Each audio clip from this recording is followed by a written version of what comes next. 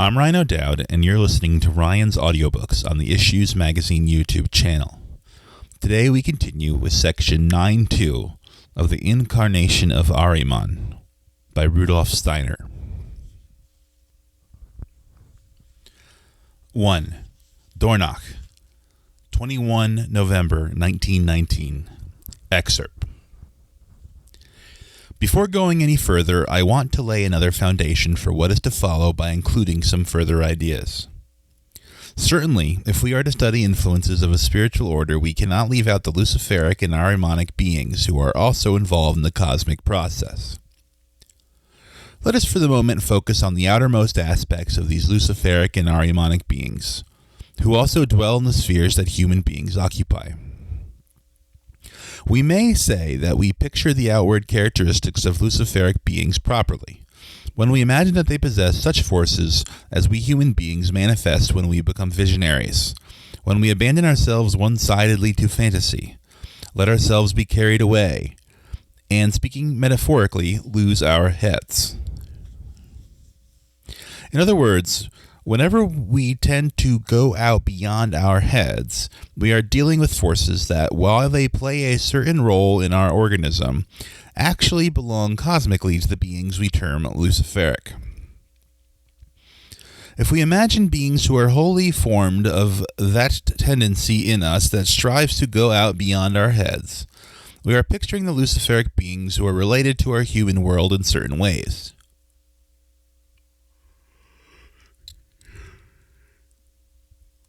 Now,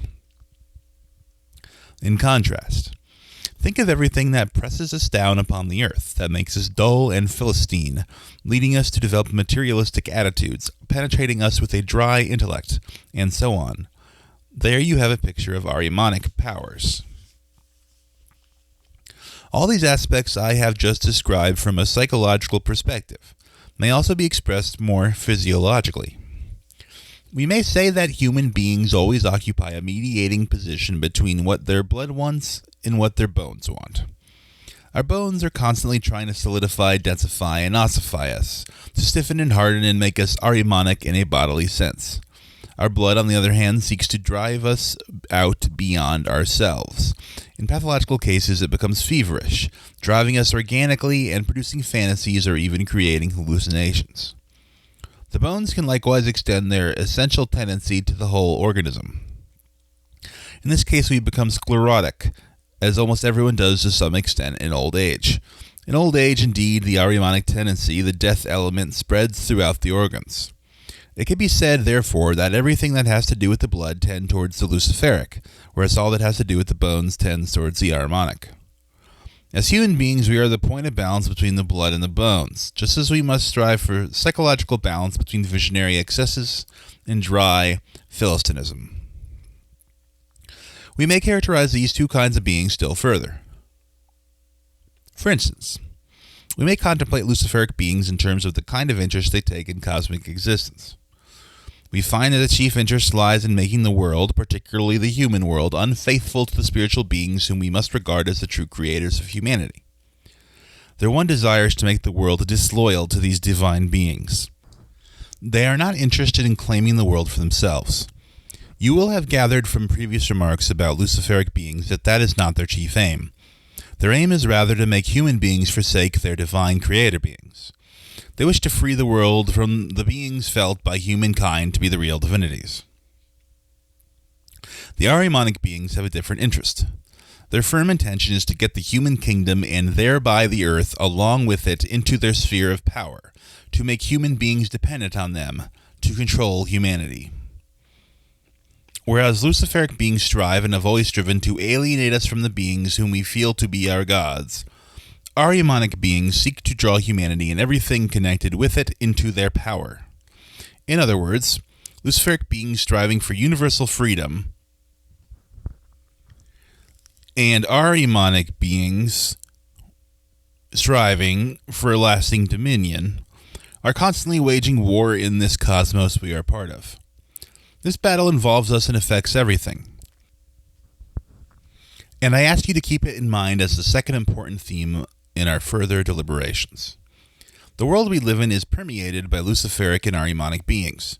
And as we have described it, there is a tremendous contrast between the emancipating tendency of the Luciferic beings and the power-seeking tendency of the Ahrimanic beings. Contemplating all this, you will notice that the world can really be understood only in terms of a triad. On one side, we have everything Luciferic, on the other side, everything Ahrimanic, and in the third central place, the point of balance between the two, humanity, with a sense of its relationship to the divine, of its divine essence. We can understand the world in the right way only when we see it based on the triad, and here are perfectly clear the human life is the beam of the scales. Here is the fulcrum. On one side is the Luciferic element, actually pulling the pan upwards.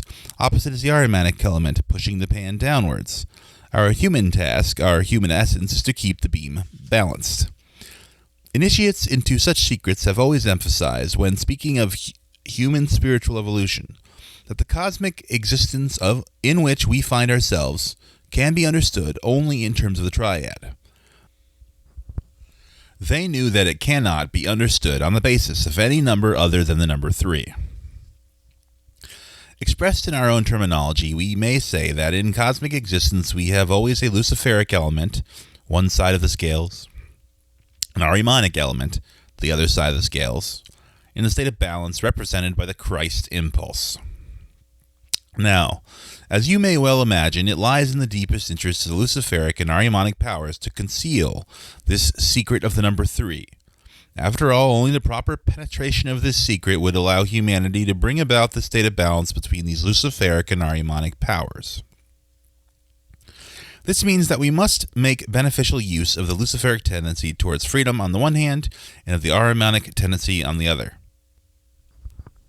For human beings, the healthiest spiritual condition is to enter into a proper relationship with this cosmic trinity.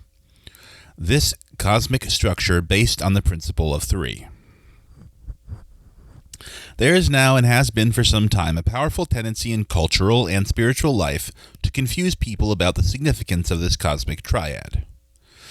During the next 2 days, we shall examine the sources of this confusion more closely. For the moment, however, let me repeat.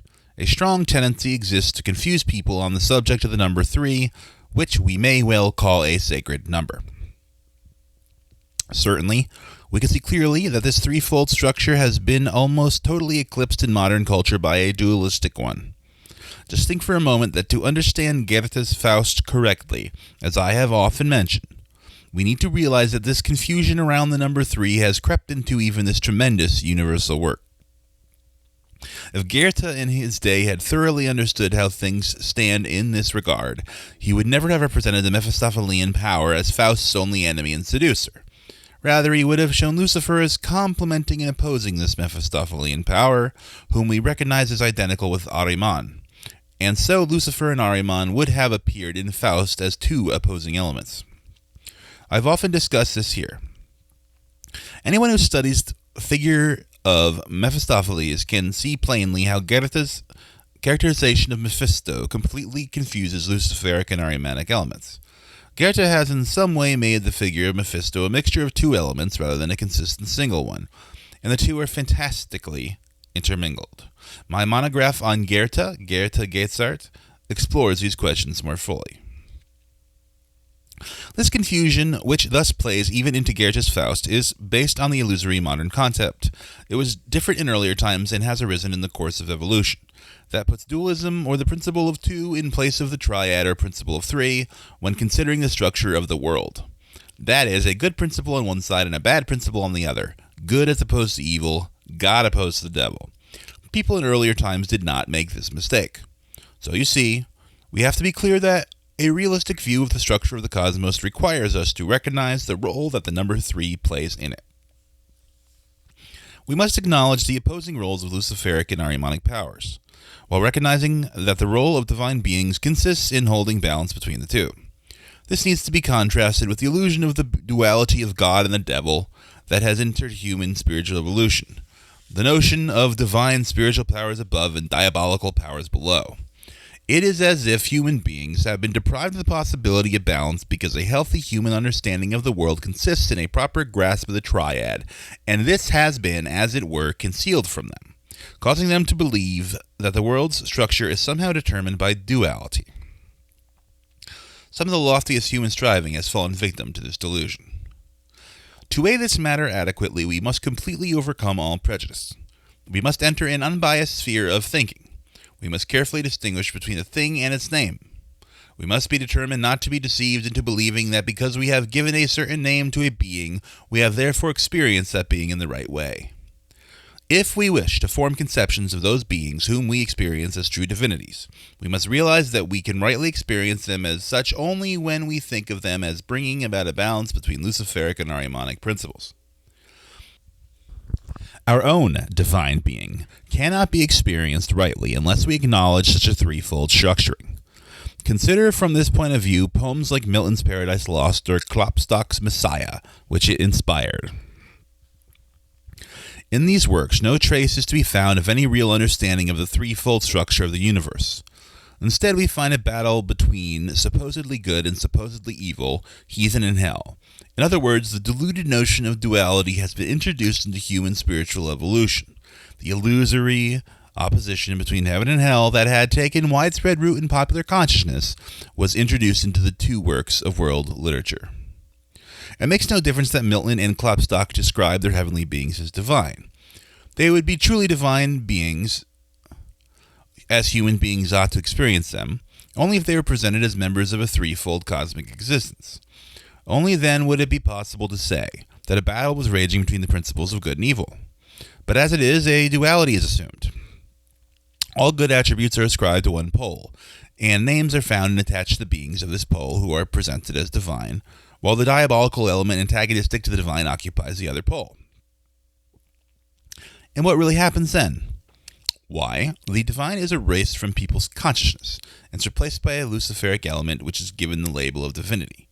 The actual result is that we have a battle going on between Lucifer and Ahriman, but Lucifer's characteristics are attributed to Ahriman, and Lucifer's kingdom is conceived of as divine. You see how far-reaching the implications of such considerations are. People think that they are dealing with the divine and the diabolical in such works as Milton's Paradise Lost and Klopstock's Messiah, whereas in fact they are dealing with Luciferic and Ahrimanic principles. No real consciousness exists of the truly divine element. Instead, the Luciferic element is endowed with the label of divinity. Now, Milton's Paradise Lost and Klopstock's Messiah are just cultural works that figure in modern consciousness. What is expressed in them corresponds to the overall state of awareness of the human race. The illusion of duality has taken over modern consciousness, and the reality of the threefold principle has been consigned to oblivion. Some of the most profound creative works of recent times, justly revered as such, are cultural Maya, illusion, founded on the great modern human delusion. Everything born of this descriptive appearance of Maya is basically the creation of Ahrimanic influences that will one day be concentrated in the incarnation of Ahriman himself, of which I've already told you. For this delusion to which we have all succumbed is simply the outcome of a false way of looking at the world. It is common to everyone in the current state of culture and civilization who simply contrasts the duality of heaven and hell. Heaven is viewed as a divine pole, and hell as a devilish pole. In fact, of course, we are actually dealing only with a Luciferic element, which we term heavenly, on the one hand, and an Ahrimanic element, which we term hellish, on the other. We must realize what interest rules recent spiritual history. I've often emphasized that the threefold membering of the human organism, of human nature as a whole, was abolished by the Eighth Ecumenical Council of Constantinople in 869. The dogma was then established that Christians must not believe in a threefold division of the human being, but only in a twofold one. Acknowledgement of the existence of the third element, spirit, was forbidden. Theologians and philosophers of the modern ages, who were well aware of the true facts, had a hard time working with them, for the threefold division of body, soul, and spirit, known as the trichotomy, were declared heretical. Scholars were compelled to teach duality, that the human being consists of body and soul only, and not of the body, soul, and spirit. But as certain human beings, were well aware, replacing a threefold division with a twofold one was of tremendous consequence for human spiritual life. Profound questions of this kind must be borne in mind if we are to understand why in the November issue of Stimmen der Zeit, The Jesuit Father Zimmerman draws attention to the fact that one of the recent decrees of the Holy Office of Rome prohibits Catholics, under pain of denial of absolution at confession, from reading or possessing theosophical literature or participating in anything theosophical. In this article, Father Zimmerman interprets this decree as applying primarily to Anthroposophy, and states that all those who wish Rome to recognize them as good Catholics should not read anthroposophical literature. As one of the main reasons for this, he cites the fact that Anthroposophy differentiates human beings into body, soul, and spirit, a heretical teaching counter to the orthodox belief that regards human beings as composed only of body and soul. I have mentioned before that modern philosophers have unconsciously adopted this differentiation of body and soul. They believe they are pursuing science without prejudice or prior assumptions, and that accurate observation alone has led them to see human beings as consisted only of body and soul. But the truth is that they too are merely succumbing to dogma that has infiltrated the evolution of consciousness in recent times. What passes as science nowadays is actually completely subject to the influence of such unconscious trends that have made their way into the world in the course of recent human evolution. Do not believe that any favorable words you might feel impelled to speak to people who talk harshly of anthroposophy could convert them, or that you could change their attitude to one of some degree of benevolence towards it. Anthroposophy has to make its way in the world on its own merits, not as a result of any protection given it, even by powers thought to be highly Christian. Inner strength alone can enable anthroposophy to achieve the goals it must achieve. Keep in mind that the impulse of the Christ may be understood only when it is recognized as the impulse that maintains the balance between the Ahrimanic and Luciferic elements, and so is assigned its proper place in a threefold universe. It might be asked what is required to lead people astray on the subject of the true Christ impulse. They would have to be kept from recognizing the true threefold ordering of the world, and led to accept the illusion of duality or two, which applies only to apparent phenomena and does not help to penetrate beyond the world of phenomena to the sphere of reality from which all phenomena derive. We need to be clear that it's essential to get beyond mere labels in such matters. Calling a being the Christ does not make it so. It does not mean that we have encountered the Christ. In fact, putting duality in the place of the triad can prevent the Christ from being encountered in his true essence. Anyone who wanted to be sure of keeping people from forming a true concept of the Christ would only have to replace the triad with duality. To refer truly to the impulse of the Christ requires only that we replace duality with threefoldness. But there's no need to join the ranks of the Inquisitors. There's no need to condemn Paradise Lost or Kropotkin's Messiah as works of the devil. We can certainly continue to enjoy their beauty and grandeur. But we should be aware that works of this sort, which in their way are high points of recent culture, have no connection whatsoever with the Christ.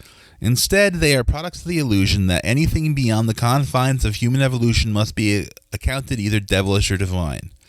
On the contrary, in such works we meet only what is Luciferic, and Milton, in writing Paradise Lost, is actually describing the expulsion of humanity from the realm of Lucifer into the realm of Ahriman. What is portrayed there is not the human longing for the divine, but the longing for a lost paradise that is actually Lucifer's kingdom. You will find beautiful descriptions of the longing for Lucifer's kingdom in Milton's Paradise Lost and Kropotkin's Messiah, but they should be seen for what they are, and that is what they actually are. Certain concepts that have made their way into modern humanity are in dire need of revision. If we commit ourselves seriously to anthroposophical thinking and feeling, we face great, not small decisions. We confront the need to take seriously a phrase often used by Nietzsche, the radical reevaluation of all values. This phrase needs to be taken very, very seriously. The achievements of modern times stand in dire need of radical reevaluation. This does not mean that we ourselves should denounce heretics. We continually present scenes from Goethe's Faust here at Goethonium, and I devoted decades to a study of Goethe. But you can gather from my monograph on Goethe that appreciation of Goethe in no way blinded me to the mistaken characterization of his figure of Mephistopheles. It would be Philistine and narrow-minded to say Goethe's Mephisto is wrong, so away with it. That is tantamount to witch hunting. As modern human beings, we should not behave like that. On the other hand, we must not be lazy and content to adopt ideas ready-made from the cultural life of recent times just because they have been absorbed into the very blood and bone of the great masses of people today. Humanity has an incredible amount to learn, and will have to undertake a revision of a great many of its values. Thus concludes section 9.2 of The Incarnation of Ahriman by Rudolph Steiner. Next week I'll continue with section 9.3, part 2 in Zurich, 27th of October 1919. I will see you then. Alam.